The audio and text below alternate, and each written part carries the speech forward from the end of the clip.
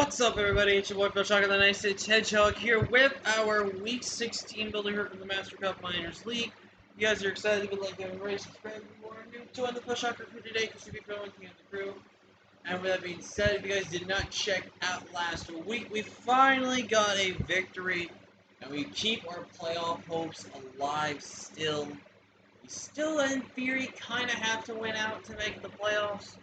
But it's still a possibility for us, ladies and gentlemen. But the new changes really coming in clutch this week, so definitely a big step forward in the right direction.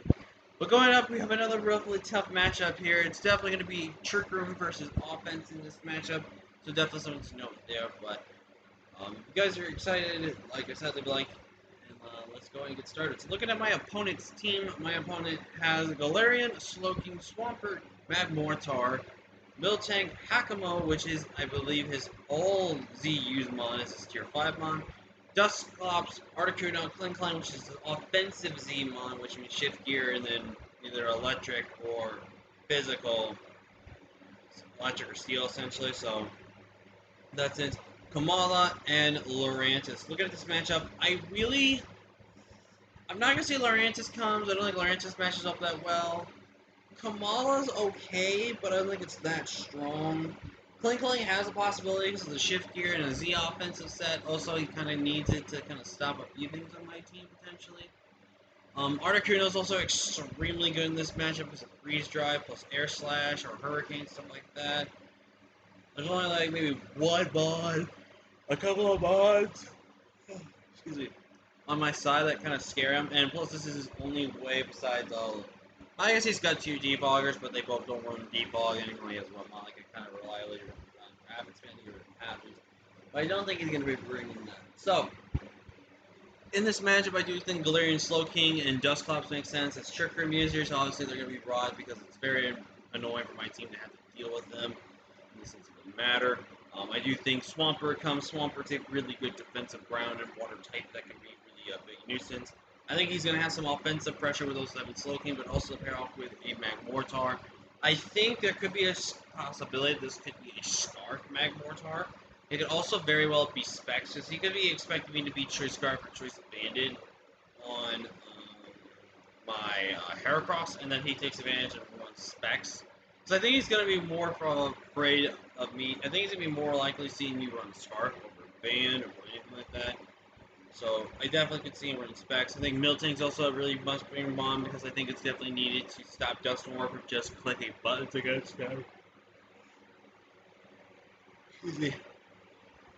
In that sense, and again, I don't know how, and our opponent is by the way Pixels, and I don't know how Pixel plays. I might watch him his battles and see how he plays, but otherwise I don't know. But I think Hakamo is definitely really good. Combination of Dragon plus Fighting hits my team, and I really don't have a good switch in, especially Fairy type. I do have a Psychic Flying type, which could maybe do something, but if it's a Omni boost, it's going to be more of a problem. And I could see that being an Omni boost Z, but then it loses just so much momentum for him, and he really doesn't do anything against it. And like I said, Dusclops, it could counter Trick Room me, trying to remove Trick Room. I could see maybe Will-O-Wisp for Toxic, and then maybe something like Pain Split or Hacks potentially as well. So definitely some things to factor in going into this game. The other big thing is, besides one typing, his team just loses to a good round. But I decided to go around it. Steelix would have been insanely good in this matchup, but I actually went against bringing Steelix. I went against bringing Articuno, and I might trade Articuno out for someone else's tier 2, to be honest with you. It's 6 weeks in, we've only brought Articuno like one time, and I haven't just been finding good games with Articuno. I don't know if it's because of his typing or something else, but I'm just not finding the game for Articuno just to come in and play, so I might be looking for a Psychic type or Flying type in exchange for a trade with the coach, but who knows. But enough talking about that. Let's go ahead and just break down the team that we are bringing for this week. We're going to kick it off with Heracross. And Heracross, barring any Scarfers, and for some reason a fast Miltank, this thing just kills at +2. Facade, knockoff, plus combat. If I get a +2 off and I get a free hit off on anything, everything's dead. There's no switching on this team. Anything, max HP, max HP in defense with a defensive nature. Swampert, dies. Slowking, dies. Everything just dies. The only thing would be this: if he scarfed on Magmortar. If he scarfed on Magmortar, then it's a problem.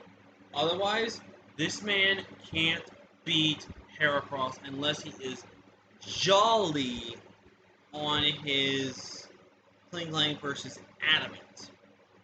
He could obviously be Adamant because of Shift Gear for that reason, to be faster than Scarf Heracross. So, I think Heracross literally, once he gets a +2 off, just gets to claim a KO. And it literally gets to just claim a KO. And if he has no Scarfers, Heracross literally just wins. There's no stopping Heracross from sweeping. I do need close combat on there for Articuno. If Articuno is max HP, max defense, +2, we do kill with close combat. 16 obviously went to the rest of the HP, but the speed is obviously there to outspeed Magmortar. And I'm super excited for Heracross just to get SD up and then just claim KO or just 6-0 route lead.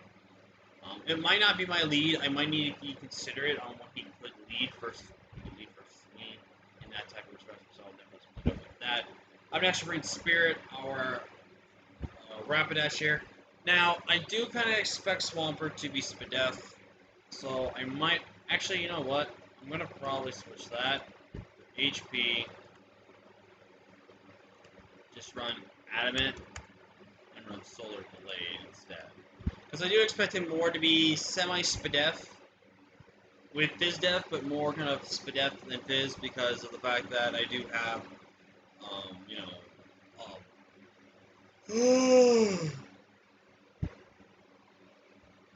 I do have a Exploit that can just spam Boom Burst.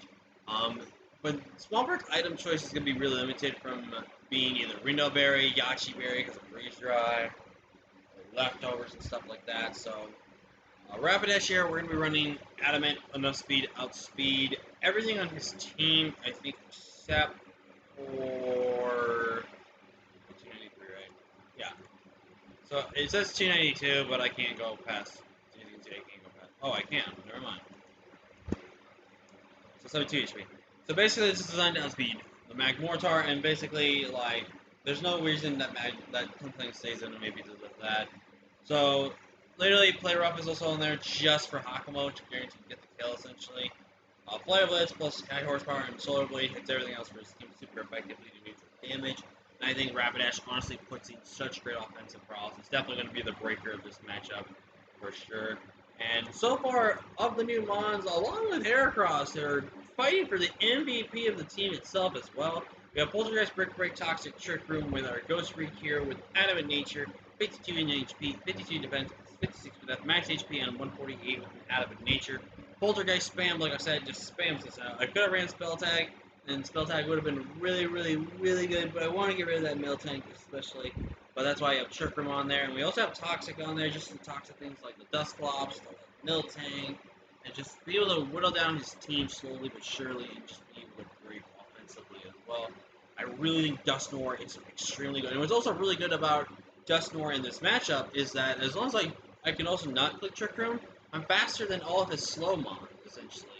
Except for other things like Articuno and stuff like that, but things like Slowking, Dusclops, I can really just be able to click Poltergeist against them and not Trick Room. So if I click Trick Room, they're actually faster than me. So when I click Trick Room, I have to be very mindful and cautious, especially when I'm on the brains, and how we click Trick Room in that fashion. Otherwise, I think Dusknoir puts in a lot of great mon as a potential breaker, and also just really breaking down the board. Up next, we have Squiddier here holding the Payapa Berry, so that way we can be able to take some hits from the Slowking. We're running Giga Drain, Skull, Mirror Coat, and Ice Beam. Max HP, 16 defense, 116 speed up, shell attack, and 124 speed. We're actually running Speedy Tentacruel this week with both. Giga Drain is there to beat Swampert. Swampert literally can't ever two-shot me. Can't two-shot me, but if I get Swampert in a prediction, I can actually just knock out Swampert in 2 hits, or maybe 1 depending on the investment. Skull, obviously, for natural reasons. I do have Ice Beam on there so that we can hit Hakamo. I would have liked... Actually, what's stopping me from running Dazzling? Is there anything else on his team that I wanted to run Ice Beam for? Oh, I wanted it for, what's his name? Lurantis. Do I think Lurantis comes up? I don't think Lurantis comes. So actually, what I'm going to do is I'm going to go ahead and replace that for Dazzling Gleam. So that way we can just, again, be able to be safer against the Hawk Mold, because I'm a little scared against Hawk Mold there. But Mirror Coat's really just there for Slowking. Now, I have to be very careful, right? Because, like, Slowking just gets a KO. Or, if he sees Mirror Coat, he clicks Trick Room, goes into something, and we play around it. And then it becomes the mind game of, like, who's going to trick with us? Obviously, since I don't have a Dark type, Psychic Spam is pretty good against my team, so I have to be very, very careful and very, very mindful. So, definitely something to be careful about, especially with having Mirror Coat. Mirror Coat's that mind game move that you have to be very careful with playing around. I actually have Scream here, hoping to chop a bear with the timid speed to be outspeed the Hakamo. We already work up with Boom Burst, obviously, but also Fire Blast and Ice Beam. Fire Blast being just for like Suicune, the Cling Clang, and for when we get Laurentius if we really want to. Boom Burst is just to spam an attack and just knock something out essentially. And then Ice Beam just being for the Hakamo there as well. So I think, honestly, we can do a lot of great damage here with X-Cloud, and I think X-Cloud can put in a ton of offensive work for us this game. I did go Choppa Berry just so we would take a hit from the X-Cloud, from the Hakamo, so that we can do that. The good news also in this matchup is that if Hakamo is in this game, and it's not going to be Eviolite, it's going to be the... Oh, wait, it can't be the Omega. It's going to be Eviolite, never mind. That's going to be a Koa for that to happen. Excuse me. But yeah, I think still being Choppa Berry is fine because it could be a Totemize, he could be the Clangorous Soul, if he learns it. But it can be like a Totemize, Dragon Dance, so definitely want to make sure we are safe and secured with that mon. Especially since I do expect it to run Bulletproof, so that way I can't, Soundproof I should say, that way I can't just spam Boom Burst against him. So definitely something to note with that. We also are Scrappy so that way we can hit Dust Clops for Boom Burst damage. And last but not least, we're bringing Glalie. Glalie making his debut this week with Freeze Ride, Earthquake, Toxic Spikes. Earthquake hits what I kind of can't hit with Glalie, and Freeze Strike hits everything else for super effective neutral damage. Max HP, 60 attack and 60 different special attacks, just to be our mixed attacker. And then 136 speed, that's outspeeding in the Hako Mo. And spike stacking is really, really good, especially since I don't have removal this week. So, what's really cool about this matchup is that if he, for some reason, has removal, whether it's Defog or Rapid Spin, he's actually forced to have to remove those hazards on my side of the field as well, especially if it's Defog. If it's Rapid Spin, a little bit of a problem, but otherwise, Glalie puts it on. We are running the Oka Berry just so we can be able to take, because I think his main switch to this thing is definitely going to be my Mortar, and if we can actually 2-KO Mag Mortar on switch in with Earthquake into another Earthquake, that would be huge to get rid of that thing, because then that opens up the door for Aircross to literally sweep as well. And also opens the door for Glalie to just set up more spikes against his team. So really big offensive check right there. Again, it also could be good if we can potentially 2-KO Clinkling as well. But Glalie, I think, is going to be really good. I think it's a utility Pokemon in this game, and I think Glalie is going to put in some work here. We also need to almost close on Mentor, it's Ted. That's the team, guys. Leave a like, you haven't already subscribed if you are new. Join the Push Shocker crew today because you'll be creating the crew. And with that being said, I will see you guys next time. Until next time, everybody, peace.